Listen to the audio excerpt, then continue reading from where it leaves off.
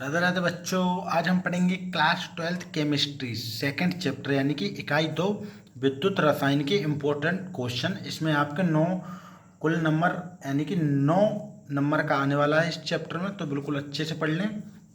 बहुत ही important question लेके आए हैं, मात्र आपको इन्हीं क्वेश्चनों को कर लेना है और अदर्स करने की ज़रूरत नहीं है। बहुत ही अधिक इम्पोर्टेंट है बच्चों जी। हाँ, ठीक है। तो वीडियो स्टार्ट करने से पहले यदि आप हमारे चैनल एस्पोर्ट सुमित स्टडी पर न्यू हो तो प्लीज़ चैनल को सब्सक्राइब करें एंड बेल आइकन पर क्लिक करें। तो इसी के साथ वीडियो को स्टार्ट करते हैं। सबसे पहला प्रश्न आएगा कि विशिष्ट विशिष्ट प्रतिरोध किसे कहते हैं। तो देखो, विशिष्ट प्रतिरोध का आंसर क्या हो जाएगा, किसी चालक का प्रतिरोध उसकी लंबाई के समानुपाती एवं उसके अनुप्रस्थ कष्ट के क्षेत्रफल के व्युत्क्रमानुपाती होता है। आर समानुपाती व्युत्क्रमानुपाती 1/1 है। ठीक है। इसके बाद आता है नेक्स्ट क्वेश्चन। क्वेश्चन नंबर 2 है, ओम का नियम लिखिए। 2 नंबर के लिए वेरी इंपॉर्टेंट क्वेश्चन है। किसी चालक में से प्रभावित होने वाली विद्युत धारा के प्रतिरोध के व्युत्क्रमानुपाती होता है। ठीक है, जो ओम का नियम हो जाएगा। इसके बाद आता है वेरी वेरी इंपॉर्टेंट आता है कि विशिष्ट चालक प्रतिरोध। प्रश्न नंबर 3 है, विशिष्ट चालकता किसे कहते हैं।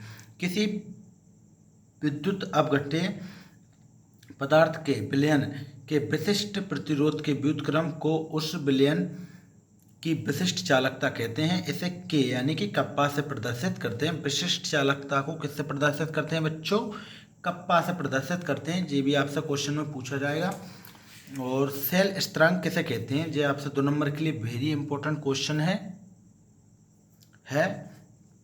तो देखते हैं, सेल स्थिरांक किसी चालकता सेल के इलेक्ट्रोडों के बीच की दूरी तथा किसी एक इलेक्ट्रोड के पृष्ठ का क्षेत्रफल निश्चित रहे रहते हैं, अतः इनका अनुपात एक स्थिरांक होता है जिसे सेल स्थिरांक कहते हैं। इसे x से प्रदर्शित करते हैं। ठीक है बच्चों, जो हो जाएगा सेल स्थिरांक किसे कहते हैं, इसका आंसर अब देखते हैं। नेक्स्ट क्वेश्चन है क्वेश्चन नंबर 5।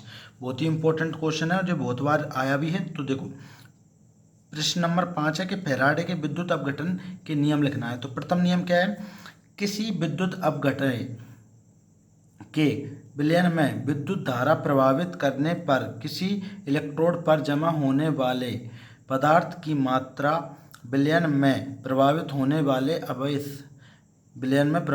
वाले आवेश की मात्रा के समानुपाती होती है। ठीक है, अर्थात Q यानी कि कूलॉम विद्युत आवेश प्रभावित करने पर W ग्राम पदार्थ जमा होता है। W समानुपाती है Q के, तो Q हटाएंगे तो Z एक स्थिरांक आ जाएगा। ठीक है बच्चों, जो हो जाएगा क्या, प्रथम नियम किसका, फैराडे का, कि किसी विद्युत अपघटन के विलयन में विद्युत धारा प्रभावित करने पर किसी इलेक्ट्रोड पर जमा होने वाले पदार्थ की मात्रा विलयन में प्रभावित होने वाले आवेश की मात्रा के समानुपाती होती है। जिसका हो जाएगा। अब आता है फैराडे का द्वितीय नियम, बिल्कुल ध्यान से समझेंगे। द्वितीय नियम क्या है कि यदि विद्युत की समान मात्रा को भिन्न भिन्न विद्युत अपघटनों में समान समय तक प्रभावित किया जाए तो इलेक्ट्रोडों पर जमा हुए पदार्थों की मात्रा उनके तुल्यांकी भारों के समानुपाती होती है। ठीक है, भारों के कैसी होती है बच्चों, समानुपाती होती है।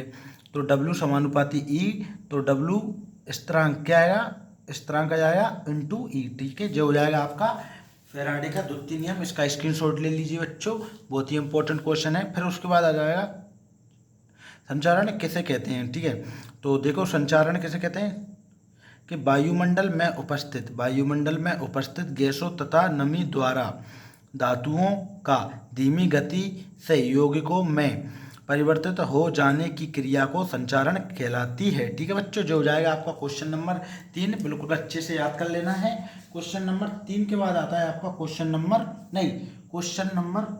5 6 था बच्चों। अब आता है आपका क्वेश्चन नंबर 7। बिल्कुल ध्यान से देखेंगे। क्वेश्चन नंबर 7 क्या कह रहा है कि लवण सेतु के कार्य लिखना है आपको। तो देखो, लवण सेतु के कार्य क्या क्या है कि यह सेल में परिपथ को पूर्ण करता है। लवण सेतु क्या करता है, सेल में परिपथ को पूर्ण करता है। यह दोनों विलयनों की विद्युत उदासीनता को बनाए रखता है।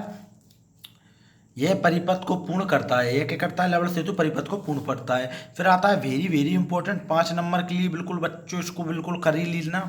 देखो क्या है, मानक 8 नंबर का प्रश्न है, मानक नॉर्मल हाइड्रोजन इलेक्ट्रोड क्या है? तो मानव हाइड्रोजन इलेक्ट्रोड क्या है, इसको समझेंगे बिल्कुल सरल भाषा में कि यह एक उत्क्रमणीय इलेक्ट्रोड है। यह एक उत्क्रमणीय इलेक्ट्रॉन है जिसका विभव 0 वोल्ट होता है। इसका विभव क्या होता है बच्चों? 0 वोल्ट होता है। इसे नहीं, इस प्लेटिनियम की प्लेट को प्लेटिनियम धातु के एक तार से जोड़ देते हैं जो कांच की नली में लगा होता है। क्या करते हैं? प्लेटिनियम की प्लेट को प्लेटिनियम धातु के तार से जोड़ देते हैं जो कि कांच में लगी नली में लगा रहता है, जहां से किसी अन्य कॉपर धातु के तार द्वारा उसका संपर्क बाहरी परिपथ में किया जाता है। जहां से क्या किया जाता है? जहां से किसी अन्य कॉपर धातु के तार द्वारा उसका संपर्क बाहरी परिपथ में किया जाता है तथा प्लेटिनियम की प्लेट कांच की जैकेट द्वारा घिरी रहती है। इस कांच की जैकेट के ऊपरी भाग में पार्श्व नहीं जुड़ी रहती है। क्या जुड़ी रहती है? पार्श्व नहीं, नली है बच्चों, नली जुड़ी रहती है जिसमें एक एटीपी दाब पर शुद्ध हाइड्रोजन गैस प्रभावित की जाती है। तो जो देख लीजिए मानव इलेक्ट्रोड का जो क्या आएगा, चित्र रहेगा। देखो सबसे पहले आपको एक क्या करना है, कांच का एक बाउल ले लेना है, कांच का एक पात्र ले लेंगे और कांच के पात्र में आप क्या रखोगे? प्लेटिनियम ब्लैक द्वारा लेपित प्लेटिनियम की प्लेट। जो आपके पास प्लेटिनियम लेपित प्लेटिनियम की प्लेट है। और ये क्या है बच्चों? जो आपकी पूरी क्या हो जाएगी? जो हो जाएगी कांच की जैकेट। ये पूरी क्या हो जाएगी? कांच की जैकेट। इधर इसमें छोटे छोटे छिद्र होते हैं और ये क्या हो जाएगा आपका? जो हो जाएगा प्लेटिनियम धातु का तार। ये क्या हो जाएगा बच्चों? प्लेटिनियम धातु का तार। और जो बाहर निकाला है कॉपर का तार, यानी कि यही कॉपर यानी प्लेटिनियम धातु का तार। और जो बाहर एक नली लगी है जिसमें एक एटीपी दाब पर शुद्ध हाइड्रोजन गैस बाहर निकल रही है। ठीक है बच्चों, क्या निकल रही है? शुद्ध हाइड्रोजन गैस बाहर निकल रही है। और इसमें जो बुलबुलों के रूप में जो निकल कर आ रहा है वो क्या है? निकलने वाले हाइड्रोजन गैस के बुलबुले हैं जी। ठीक है, और ये किसका विलयन है बच्चों? ये किसका विलयन हो जाएगा? ये अम्लीय विलयन 1 मोल हाइड्रोक्लोरिक है। ठीक है, तो जो हो जाएगा इसका डायग्राम बिल्कुल अच्छे से देख लो। फिर इसके बाद आता है इसका नेक्स्ट स्टेप क्या रहेगी। देखो इसके बाद आ जाता है कि हाइड्रोजन गैस कुछ भाग प्लेटिनियम की प्लेट पर अधिशोषित कर लेते हैं। यानी कि जो हाइड्रोजन क्या होती है? हाइड्रोजन गैस के कुछ भाग प्लेटिनियम की प्लेट पर अधिशोषित कर लेती हैं तथा शेष हाइड्रोजन गैस निचले बने छिद्रों से बुलबुलों रूप में बाहर निकल जाती है। कुछ ही देर में इलेक्ट्रोड पर अधिशोषित हाइड्रोजन गैस तथा विलयन में उपस्थित हाइड्रोजन आयनों के मध्य साम्य स्थापित हो जाता है। यदि किसी सेल में मानक हाइड्रोजन इलेक्ट्रोड एनोड की तरह कार्य करता है तो ऑक्सीकरण अर्ध अभिक्रिया होगी। ऐसी अर्ध अभिक्रिया होगी। ठीक है बच्चों, और यदि सेल में मानक इलेक्ट्रोड कैथोड की तरह कार्य करता है तो अपचयन अर्ध अभिक्रिया इस प्रकार होगी। तो इसको अच्छे से देख लो बच्चों कि hydrogen gas 2 hydrogen plus 2 electron, जो इस प्रकार इसकी अभिक्रिया हो जाएगी। इसके बाद आता है आपका क्वेश्चन नंबर, ये था आपका क्वेश्चन नंबर 8। अब आएगा आपका क्वेश्चन नंबर 9। ठीक है, बिल्कुल बच्चे ध्यान से इसको अच्छे से याद कर लेना है, बहुत ही इंपॉर्टेंट क्वेश्चन है ये वाला। ठीक है, अधिकतर आते हैं। अब चलते हैं क्वेश्चन नंबर 9 की ओर। क्वेश्चन नंबर 9 है आपका नर्नेस्ट समीकरण क्या है बच्चों? एकल इलेक्ट्रोड विभव के लिए नर्नेस्ट समीकरण व्युत्पन्न कीजिए। बहुत ही इंपॉर्टेंट क्वेश्चन है, 100% लिख लीजिए। ठीक है, तो आइए इसको समझते हैं। देखो सबसे पहले आपको बताना होगा नर्नेस्ट समीकरण क्या है। नर्नेस्ट समीकरण इलेक्ट्रोड विभव के मान को भिन्न भिन्न ताप तथा भिन्न भिन्न सांद्रता पर गणना करने के लिए नर्नेस्ट ने एक समीकरण दिया है जिसे नर्नेस्ट समीकरण कहते हैं। एकल इलेक्ट्रोड विभव के लिए नर्नेस्ट समीकरण किसके लिए बच्चों? एकल इलेक्ट्रोड विभव के लिए नर्नेस्ट समीकरण क्या है, बिल्कुल ध्यान से देखेंगे। ठीक है, एकल इलेक्ट्रोड विभव के लिए तो देखो क्या जाता है कि नर्नेस्ट ने भिन्न भिन्न भिन्न भिन्न सांद्रता एवं ताप वाले विलयनों के लिए एक समीकरण दिया है जिसमें विद्युत अपघटन की सांद्रता 1 मोल तथा ताप 258 के लिया है। ठीक है, तो क्या हो जाएगा, आर रेड बराबर आर ई, आर नहीं, ई बराबर E degree plus P T N H log ऑक्सीकृत अवस्था और अपचित अवस्था। ठीक है बच्चों, फिर क्या करेंगे अपन, फिर करेंगे किसी हाइड्रोजन इलेक्ट्रोड के सापेक्ष किसी सामान्य अभिक्रिया के लिए निर्दिष्ट समीकरण का रूप निम्न है। रूप कैसा है, निम्न है बच्चों, M plus N E minus arrow M E. तो जो होता है निर्दिष्ट का देखते हैं अपन किस टाइप में होगा, इसको सोल्व करेंगे। देखो सबसे पहले ई, जो आपका ई है, इसको क्या बोलते हैं बच्चों, ई को बोलते हैं अपचयन इलेक्ट्रोड विभव। ई को क्या बोलते हैं, अपचयन इलेक्ट्रोड विभव। और जो ई डिग्री होता है इसको बोलते हैं मानक इलेक्ट्रोड विभव। इसको क्या बोलते हैं बच्चों, मानव इलेक्ट्रोड विभव प्लस आर टी। ठीक है, क्या जाएगा, आर, आर क्या है, आर गैस नियतांक है बच्चों, आर क्या है, गैस नियतांक। और टी क्या है, टी है आपका ताप। और नीचे एन क्या है, एन है इलेक्ट्रोडों की संख्या, क्या है, इलेक्ट्रॉनों की संख्या, इलेक्ट्रॉनों की संख्या। और एफ क्या है बच्चों आपका, एफ है फैराडे। ठीक है, एक फैराडे। और जे क्या है, जे लॉग है। प्लस एम क्या है, एम है ऑक्सीकृत अवस्था। और एम है, एम प्लस क्या है, ऑक्सीकृत अवस्था। और एन क्या है, अपचित अवस्था। ठीक है बच्चों, तो धातु ठोस की सक्रिया इकाई ली जाती है, अर्थात यानी इकाई एक ली जाती है, यानी कि जो m है इसकी इकाई क्या ली जाती है बच्चों, एक ली जाती है। तो इसकी जगह आप क्या रखोगे कि m बराबर 1 रखने पर, तो m की जगह जब आप 1 रखोगे तो नीचे कुछ भी रख दो तो उसका मान हट जाता है, 1 रखोगे तो इसका 1 हट जाएगा। तो आपका आ जाएगा कि अपचयन इलेक्ट्रोड विभव बराबर मानव इलेक्ट्रोड विभव प्लस आर यानी गैस नियतांक plus T upon N F log M यानी कि ऑक्सीकृत अवस्था। ठीक है बच्चों, अब आपको कुछ नहीं करना है, इसमें प्राकृतिक लघु लघु प्राकृतिक लॉगरिथम लॉग ई को 10 के आधार वाले लॉग 10 में बदलने के लिए क्या करना है आपको, व्यंजक को 2 पॉइंट क्या करना है बच्चों, 2.303 से गुणा करते पर। तो आप क्या करोगे, लॉग ई हटाने पर आपको 10 में बदलना है, तो आपको इसमें इतने से गुणा करना पड़ेगा। तो देखो अपचयन इलेक्ट्रोड विभव बराबर मानव इलेक्ट्रोड विभव प्लस इसमें गुणा करेंगे कितने का, लॉग ई को हटाने पर आपको जो लॉग ई है बच्चों इसको हटाकर लॉग 10 में बदलेंगे तो अपन 2.303 का गुणा करेंगे और जो सब ऐसा का ऐसा रहेगा, इसको समीकरण 1 दे देंगे। तो अपन ने जहाँ पर सब लिख लिया है जो जो आपको दिया था कि ई बराबर अपचयन इलेक्ट्रोड विभव होता है, ई डिग्री बराबर क्या होता है, ई डिग्री बराबर मानव इलेक्ट्रोड विभव होता है। और एम प्लस क्या होता है, धातु आयनों की सांद्रता, एन इलेक्ट्रॉनों की संख्या होती है, टी ताप होता है और आर गैस नियतांक है।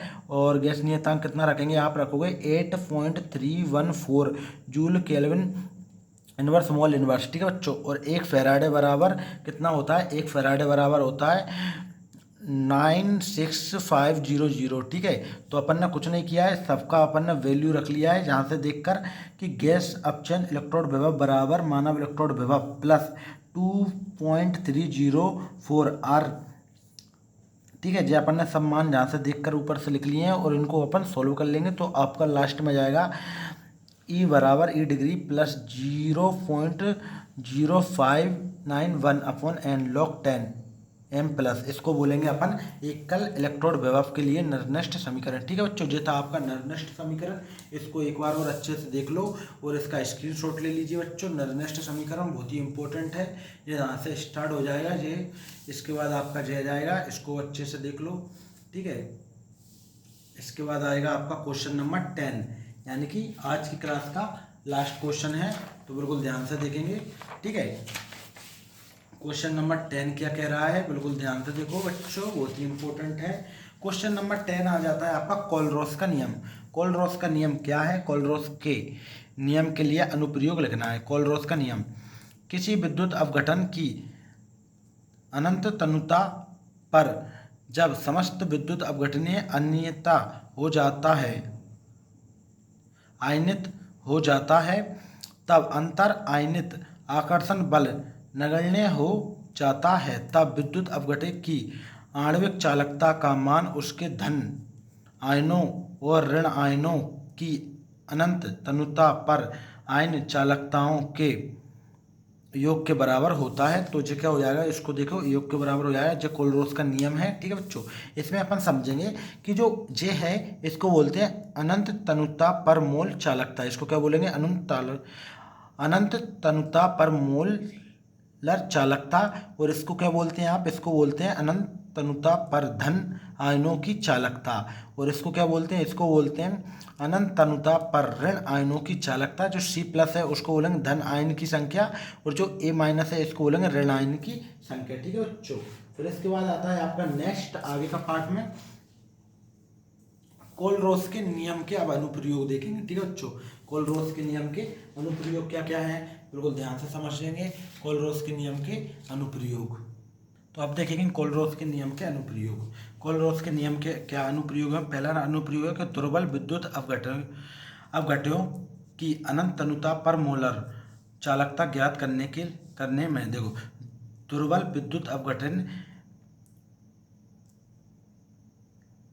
एसिटिक अम्ल की मोलर चालकता का मान इतना CH3COONA और हाइड्रोक्लोरिक तथा NaCl की अनंत तनुता पर मोलर चालकताओं की सहायता से ज्ञात की जा सकती है, क्योंकि यह तीनों प्रबल विद्युत अपघटनीय हैं। ये तीनों क्या है, विद्युत अपघटनीय हैं, प्रबल विद्युत अपघटनीय, जिनकी मोलर चालकता अनंत तनुता पर आसानी से ज्ञात कर ली जाती है, ठीक है बच्चों। जो इसका स्क्रीनशॉट ले लीजिए, जो सिंपल सा इसका हो जाएगा। फिर इसके बाद आएगा नेक्स्ट, दुर्बल विद्युत अपघटन के आयन की मात्रा ज्ञात करने के लिए तो इन नियम की सहायता से किसी भी सांद्रता पर दुर्बल विद्युत अपघटन की वियोजन की मात्रा ज्ञात की जा सकती है। अनंत तनुता पर दुर्बल विद्युत अपघट्य पूर्ण से आयनित हो जाता है, अर्थात अनंत तनुता विद्युत अपघटन की मोलर चालकता का मान अधिक हो जाता है। कैसा हो जाता है, अधिक हो जाता है। अतः स्थिर ताप पर किसी दुर्बल विद्युत अपघट्य के आयन की मात्रा अल्फा C सांद्रता पर मोलर चालकता तथा अनंत तनुता पर मोलर चालकता के समानुपाती के बराबर हो जाता है। वियोजन की मात्रा किसी सांद्रता पर मोलर चालकता तथा बटे अनंत तनुता पर मोलर चालकता के बराबर होती है, ठीक है बच्चों। तो ये था आपका कोलरोस का नियम, बिल्कुल अच्छे से इसका स्क्रीनशॉट ले लीजिए कोलरोस के नियम के अनुप्रयोग का, ठीक है। ये देख लीजिए, और ये इसका लास्ट था, ठीक है। तो आज हमने पढ़े हैं क्लास 12 केमिस्ट्री इकाई 2 यानी कि चैप्टर 2 क्लास 12 केमिस्ट्री विद्युत रसायन, ठीक है। 9 नंबर, कुल 9 नंबर का आने वाला है इस चैप्टर में से।